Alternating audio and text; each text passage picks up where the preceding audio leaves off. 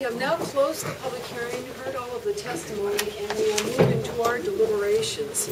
I know that this is a long corridor for discussion, and how does the board feel about either pulling that table up a little bit more so we can sort of face each other, or coming and sitting across from each other?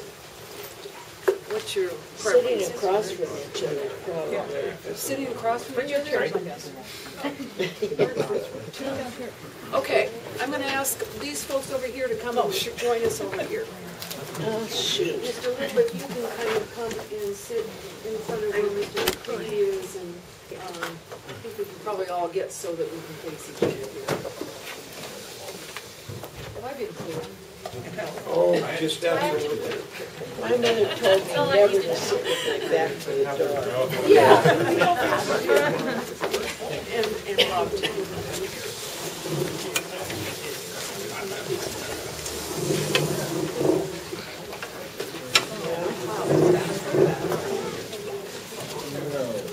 I don't think that would have made it happen. Now I know it's good. I need to do it out myself.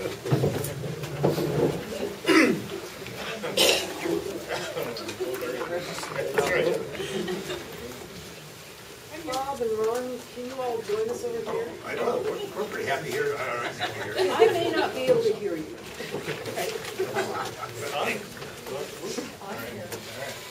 Well, you know what the word hard is. My mother taught me never to sit with my back to the door. I know. I was taught the same thing. It's very rude. We apologize to you all. Come on over. Well, I know there's some people in this room that have guns.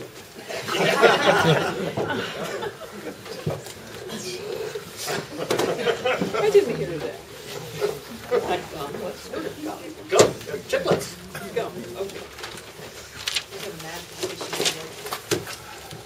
So the board now is convened to deliberate these factors and objectives for this particular annexation.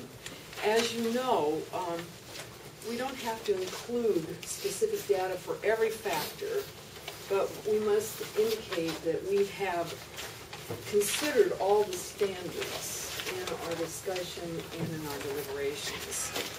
If there are any dissenting, when we make our decision, if there are any dissenting members of the board, you all know that you have the right to have a written dissent included as part of the discussion. So, in the deliberations. So I just want to make sure that you all are clear about that. RCW 3693-170, factors 1, 2, and 3 must be considered. RCW 3693-180, the objectives we must attempt to achieve. If we find that the annexation is inconsistent with one objective, we have the right to deny it. So I'll open it up for the board's deliberation at this point.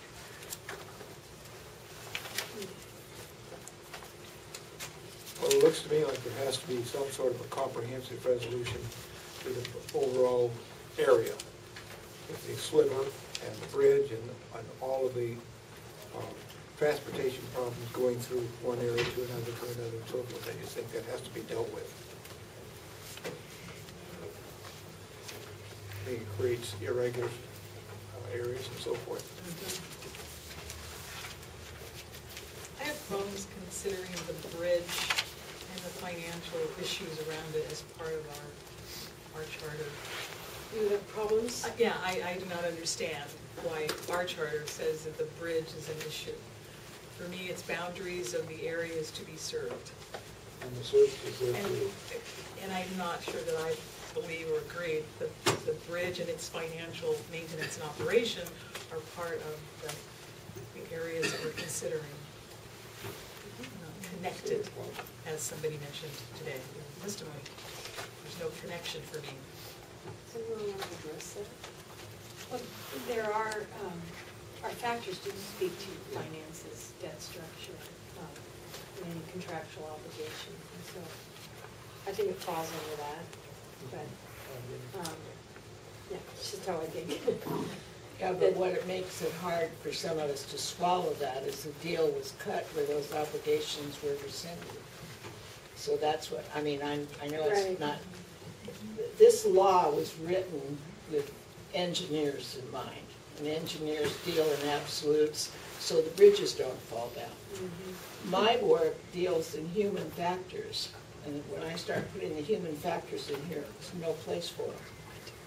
No place in here for the human factors. There's no place for the businesses that have asked for relief.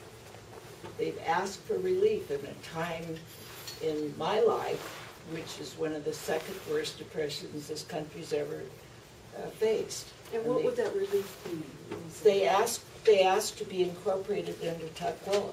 The businesses did. There's no voters there that can demand a vote. There's not enough people for it to go to a vote like it was in Area Y. So from my point of view, this is the toughest annexation hearing I've ever been a part of. I mean, the cut facts are here plain as day. Makes me want to go and run for the legislature and change them. But you have to look at the concerns with the fire district and all those kinds of concerns, the service to the people also. I do, I look at that. Yeah, That's okay. why where we're going. I think the bridge is essential to the overall business area and business district. That we take into consideration. Well, I think, I agree with you on the bridge funding. I think there's been a lot of red herrings floated in this, on many different topics. And the bridge, the funding of it, I think the ship has sailed on that. The agreements were in place with the county, Tukwila, and the city. The thing that I was kind of, took me back though was the denial of some of the public testimony of the people that live in or work in the area Q, that from the extent of even claiming no knowledge of a bridge existed there to the fact that nothing serves them. It's a regional transportation corridor, and that's how it got funding. And the truck traffic, I guarantee you all the businesses in Q are getting stuff delivered from stuff that goes over the bridge. So, but really that to me was pretty much just all hearing issues. I mean, the bridge is a viable asset regionally. Funding's a problem for anything. It costs a lot of money to do it. But there has been the agreement that's already been signed. So I would agree with you on that. I have to say, there's, in hearing all of the testimony, in particular from the jurisdictions, it's difficult to have a great deal of confidence that this will be solved. However, we've heard that there's 100 years of bad decisions, essentially. Poor decisions, unfortunate decisions, decisions of consequences maybe many that had good intentions didn't anticipate. However, I don't want to take 100 years of unfortunate history and make that the precedence for another 100 years of poor decisions. Inactivity. On the bridge thing, Sylvia, I'd also like to address the Oxbow Bridge, which we didn't hear about tonight, but we heard about extensively previous to this. I want to remind the board, and the problem I'm having with the Oxbow Bridge is it is a privately owned bridge. Granted, and we're talking mainly for fire response, there is another way to get there, but one of the testimony we heard, the faster way to get there is over the Oxbow Bridge. It's not dilapidated, it's been rebuilt, it's a 2-lane bridge. I actually went down there after the first testimony because we did hear that every truck that leaves the mail sorting facility goes over the Oxbow. I can tell you that that's not what I witnessed in an hour of sitting there. There was some truck traffic that went over it, but it was not there's a clover leaf out there that serves most of the off marginal in 99 that serves most of it. But the trouble I'm having is that it's a privately held and owned bridge. And I think it's bad public policy to state that because Boeing can do whatever they want with their bridge. I mean, the city apparently has some agreements for using stuff, but again, if they do for instance, and I'm making this up, we didn't hear this in testimony, but we did hear that there has been a black box in the developmental center down at Boeing before, and they policed the activity in the area very highly as far as what's kind of traffic and who comes and goes there. I'm not saying that's going to happen again. I certainly don't have any knowledge that would happen again, but I think it's kind of again, bad public policy to state that you're depending on a privately owned route to have access. I think it's problematic at best. I like Mr. Jarrett's characterization of our Hobbesian decisions that we have to make. Indeed, that's how I feel.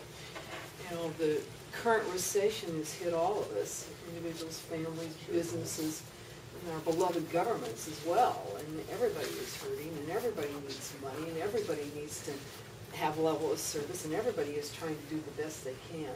I also share a little bit of your cynicism, Claudia, about whether or not the governments can actually get this together.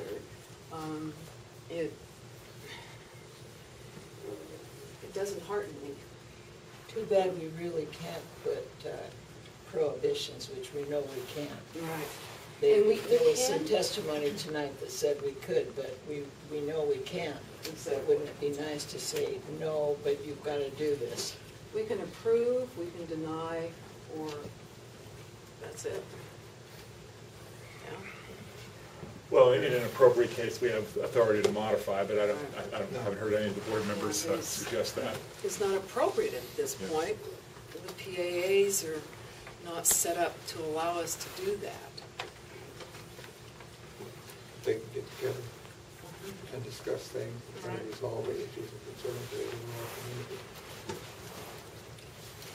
So I agree there's frustration about looking at the length of time that some of these problems have festered, but taking a look at the factors that address probable effect of a proposal on cost and adequacy of services in the area and the adjacent area, it's really where I think the bridge maintenance costs come into play, that regardless of the agreement in 2003 between the county and Petaluma, there are some pretty significant obligations that any annexing city would have for a sliver that would be created by approval of this annexation.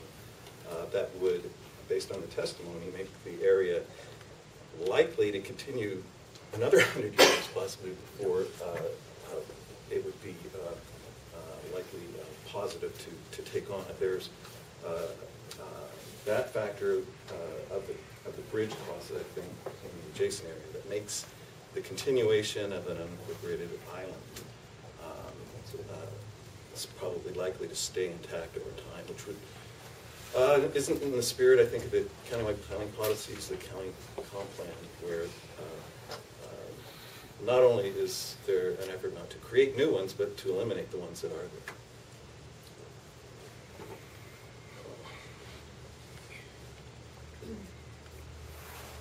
I thought a lot about what we can do. And when I went back and looked at 170, I was interested to note that these are factors which we must consider. We must consider the need for services, the effect of ordinances, the present cost and adequacy of governmental services, the prospect for governmental services, the probable future needs. So we're not only talking about the past, but we're talking about the future. The probable effect of proposal on alternatives, the effect on finances, the effect on alternatives, the effect of the mutual economic and social interests, the effect on local governmental structure of the county. So it's there, yeah. I feel that we do have the right to take a look at what the surrounding areas, how they will be affected by what happens here, and what the next steps might be. It would be a shame, as Claudia says, to make some decisions that would, either condemn or threaten any future capabilities for this area.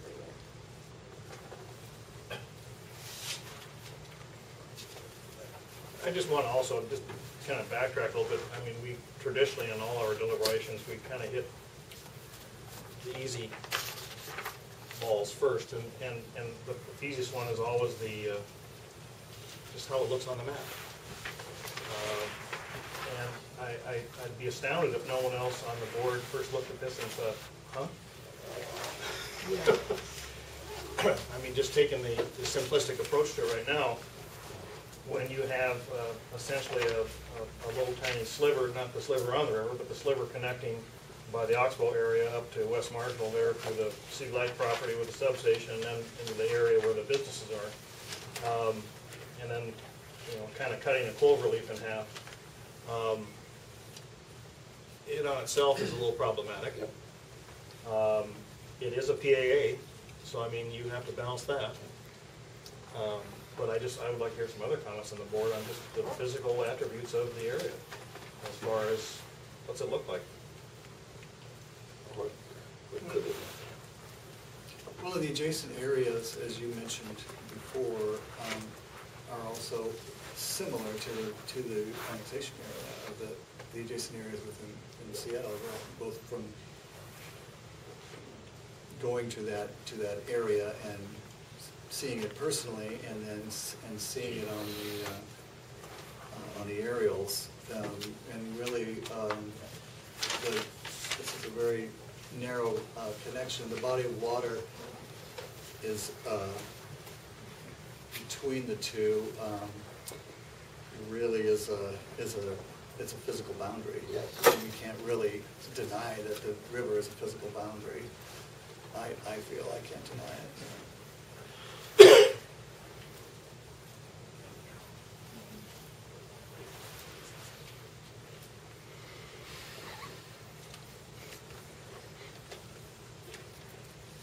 Other thoughts on the physical layout? Well, I guess it leads into it. I am sympathetic and very appreciative of Tukwila for attempting to annex the remainder of the PAA, and I think it's maybe the way you phrased it, they're playing the hand they were dealt with, and I think that the way it's just set up initially, it makes it difficult from a geographical perspective. The other thing I struggle with, though, and this is why I was so interested in the failure of annexation area Y, was that I first view this as, well, we're slowly chipping away at the existing unincorporated area. But now that area Y is still in the picture, I see area Q, if it's annexed, really just separating those two, separating the sliver and Y, and creating two unincorporated islands where we only had one. So I see, and that's for me for me it was helpful to look at it. This was attachment to King County's supplemental brief, but I just look at it, and again, I know it's not very visual, but you take out area Q, and you just have the sliver up there by itself. And I think that leads then into the service area issue too. But to me,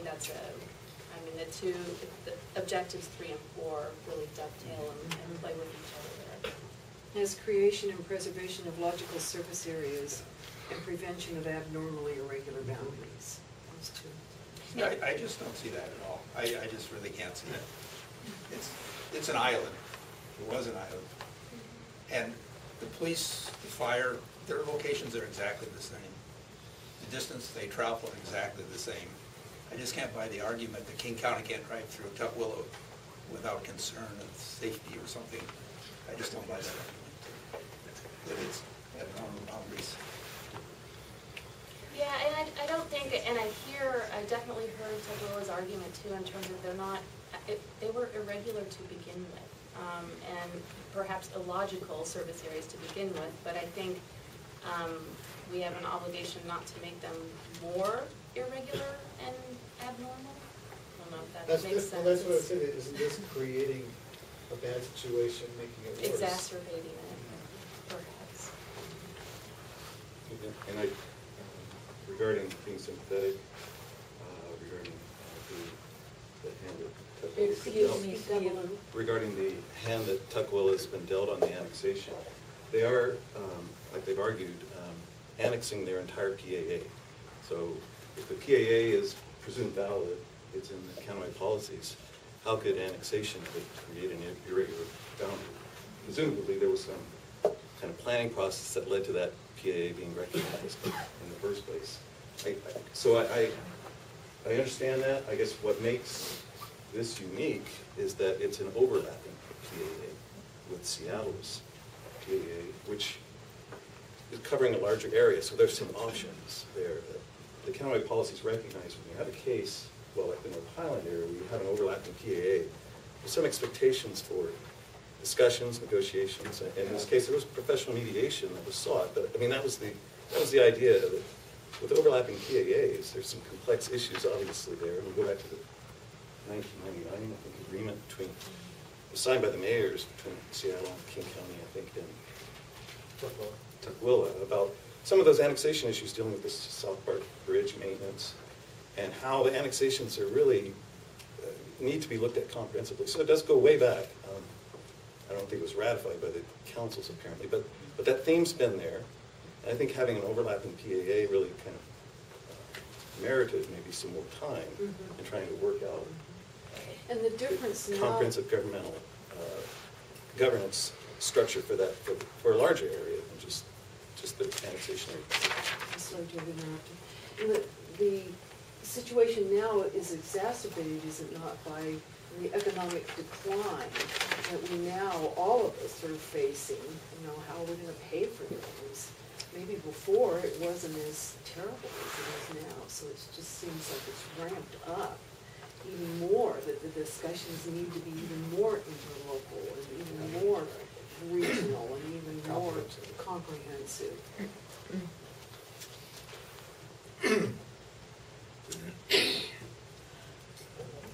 I'm just gonna say, one of the other stumbling blocks I'm having is there is not an interlocal contact today at this hour. Anywhere. Don't get me laughing. So, the board's history with woulda, coulda, shouldas isn't particularly good, as we know, in certain areas where they say, yeah, we're gonna promise it, and it hasn't been particularly enacted very well. I'm a little reluctant. It sounds like they're maybe not that far apart. That would help service or take care of some of the financials for the fire district. I think the financial situation, if there's not an agreement, is actually pretty severe. And it's not severe for Area Q, but it's certainly severe for Area Y.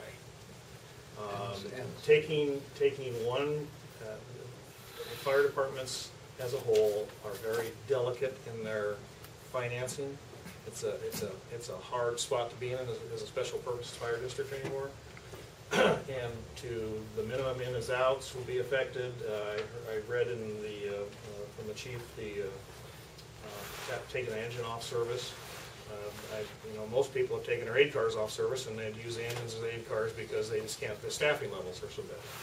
So, and we don't have an agreement in place. Yeah. I'm a little reluctant to roll a dice on that, just speaking openly. I think it is a severe factor for Area Y. The department has admitted, and in fact requested that if that would have annexed it, we want them to go away. It's pretty much a given that small special purpose districts in unincorporated areas are going to disappear at one point in time and be encompassed with other neighboring annexing areas. But that hasn't happened. So that's perhaps my biggest stumbling block, actually, on this thing.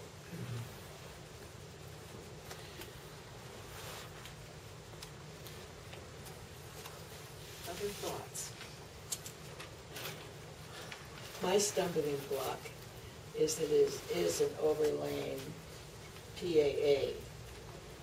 And the people that did nothing about it haven't done anything about it, but the people that were in it that wanted to do something about it, now we're faced with this. Am I saying that clearly? Do you get me? The same argument you used on a different context. You turned it around and hit me from the other side with it. You can't do that. You either gotta have the licorice or you gotta have the lollipop. I can hold you. You probably like it. I like it. And they give the problem to us. Discussion and cooperation and conversation. Well, I will add, we have to give accolades to Tukwila, and the fact is, they're acting on the responsive thing that came to them. I think they're doing due diligence and doing what they can. I also think that their police, fire, I think they all do good jobs. This isn't a weighed factor. Everyone that does public safety and that's been in this discussion does an excellent job for the public. And again, I think Tukwila should be applauded. I don't know who has a paper contract for the city, but they're probably buying a vacation home somewhere because there's been a lot of paper generated here. But we're not short on data. But I just, there's some problems with it, and I'm struggling. I'm just being honest here. So. Well, I think we're all struggling. There's aspects of it, the sliver has kept me awake a lot of nights. But also the business people in Area Q kept me awake. Oh, yes. Because we're at a time in our restructure of business and trying to get our country going again. And they asked for some help. And now we're in a position where there's nothing in here where we can help them. That kind of help can be put together between jurisdictions. If they'll do it. If they'll do it. I have seen it, revenue sharing. Yes, absolutely. It can be done. That was my point in making the statement I made to Mr. Jarrett. Can I trust you to do what you're saying you're doing? I've only been here for 86 years, and 105 of the previous ones, you didn't do anything. But you weren't able to vote. That's not your fault. Well, I think they need to hear us say that. I think all of you should be as outspoken as I am, that you don't like the fact that they're putting you in a position of relying on them to do something which we're forced to do what we don't maybe feel like we want to do because of the prohibitions of the laws. The law is as it's written. Could you stick around another 86 and maybe? Well, I was going to leave next year, but now I can't. No, I can't. It's not time yet. I've got to go and lobby to get something else. Well, we're all going to vote for you. Okay. I may not run, I may just lobby. You did, didn't you? Can I pose back to decision? Yes. Good idea. As long as we're pontificating here, as a resident of unincorporated King County, I gotta tell you, I'd be proud to be a citizen of Tukwila. I think they're decisive, they move quickly, all good things. I'm not so sure about Seattle. Seattle has had so much opportunity here.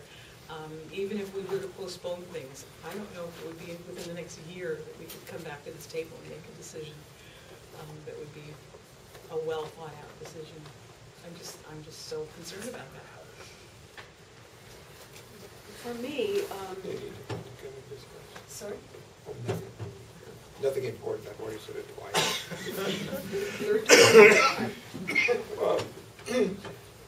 They need to, people who are involved in the situation in one way or another, they need to get together and try to come up with a solution over time. That's, for me, the key is the fact that Area Q generates so much revenue. and the revenue is important for almost everything that goes on. And the question about whether or not cities can work together to make that, work out is the question for me. That's it. I have a very big concern about life safety, fire, the LEOFF pension for, the district, the policing, all of those, and the bridge as well. And it's not just the construction of the bridge, but the maintenance of the The bridge. service of it. I understand that Tukwila has put in a lot of money, but they're, I figured it out, $3 million at whatever it costs per $400,000. They basically paid for 7 years worth of maintenance, and that bridge is a 50-year sort of, cost. So folks need to work together on all of this. It's not, I pay, we have it, and he isn't, none of that. So for me, Area Q has the key because it has the financial generation capabilities. And I think that to allow it to annex right now without being able to use its keenness with the other cities would be a mistake. I struggle with that because I tend to step back and take a very big picture approach first, and I think about the goals of the GMA and the larger principles of the statute we're charged with enforcing, which is implementing the logical growth of local government. So when you look at the big picture, it does make sense for all of these 3 annexation areas to go together and for people to sit down and work it out. But then you get to what right here, what we're supposed to be doing right now is, and we're really constrained, and we have to consider all these things, and we have to be consistent with all these other statutes, but then our specific mandate is that we can't deny proposed action unless one of the objectives, unless the annexation is inconsistent with one of the objectives. So then I have to drill down and look at what are the specific objectives. So I try to take the big picture view and have it in the back of my mind while I'm looking at the objectives, but I have a really hard time figuring out how to make all 3 of these move forward and have everyone sit down together and implement the goals of the GMA and what we're supposed to do when we are so narrowly focused on what the objectives are. Ready for motion. All right. I move to deny the annexation of North Highline Area Q, file number 2343. And with a second, I'll speak to my motion. Is there a second? I'll second it. Okay. You want to speak to the motion? With regard to the first objective, preservation of natural boundaries, this area is disjointed from Tukwila with access through a narrow point between Marginal Place and the river. South Park is the nearest neighborhood. Director Street is not a natural boundary nor a physical boundary.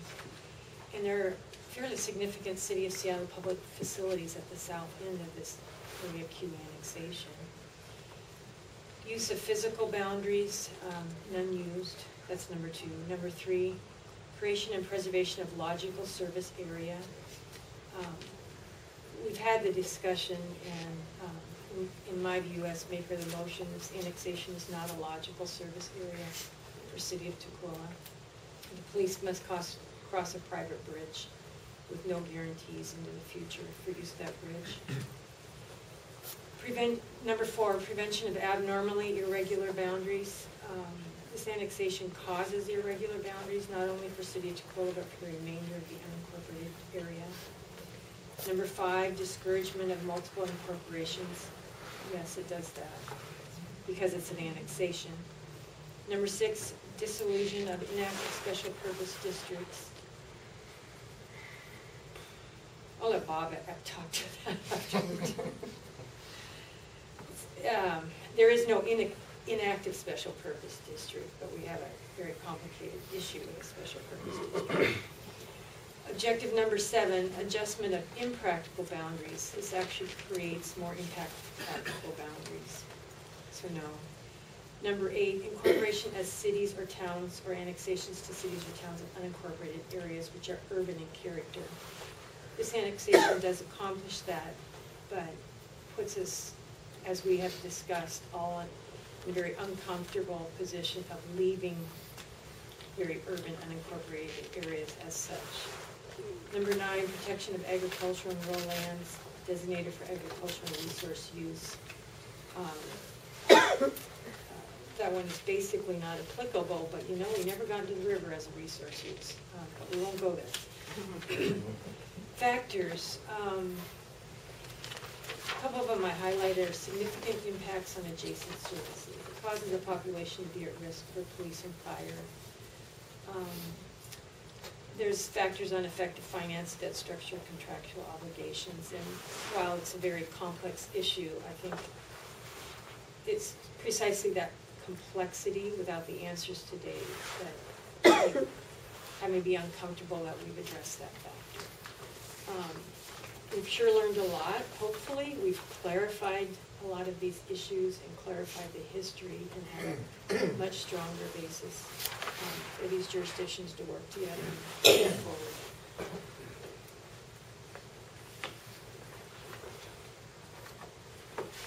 Anyone else like to speak to the motion? Well, as normal, Claudio's always very well spoken on all the issues. I will confess that I was hoping the deliberations of the board would sway me one way or the other. I was really on the fence on this whole thing, and I think they perhaps have, and maybe I've swayed myself too, but I'm going to agree with Claudia's motion in that there's some things that just I can't get over the hurdle of the no interlocal agreement set up in place. The geographic situation is a little problematic, and I think we are, as we've heard so much, pushing stuff down the road a little bit. We're pushing, the problems have been pushed for years and decades, and I'm not sure that anything that we would do to enact and improve this would actually help that. I think we're just going to actually help push them down the road a little farther. The areas of problematic mess in what has happened through the years, and I agree, I'm not sure we're fixing anything if we approve it. Again, I think Tukwila should be commended on everything they've done. I'm very impressed with what they've done presentation-wise and working with the people that wanted to propose this. But I just got some stumbling blocks, and I would be in support of them.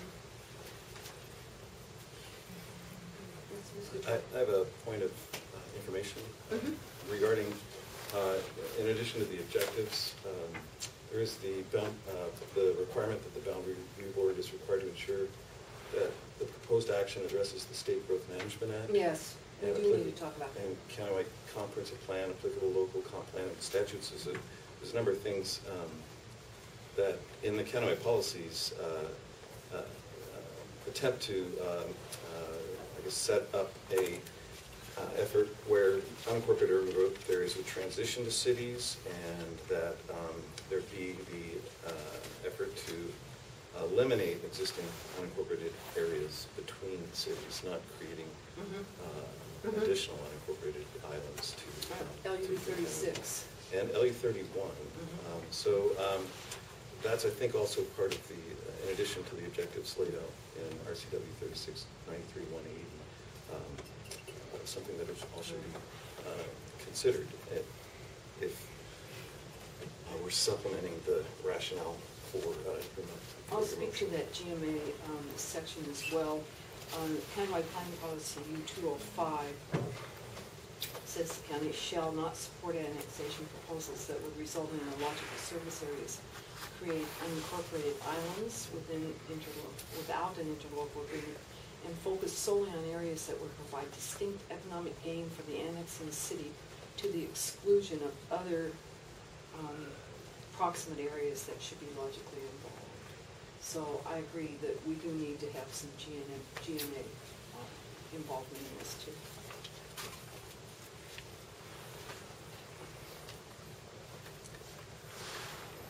I also agree that the bottom line is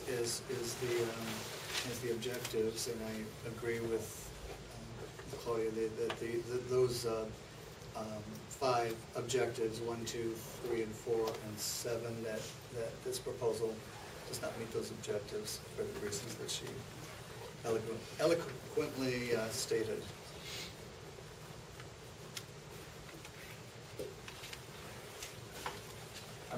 No.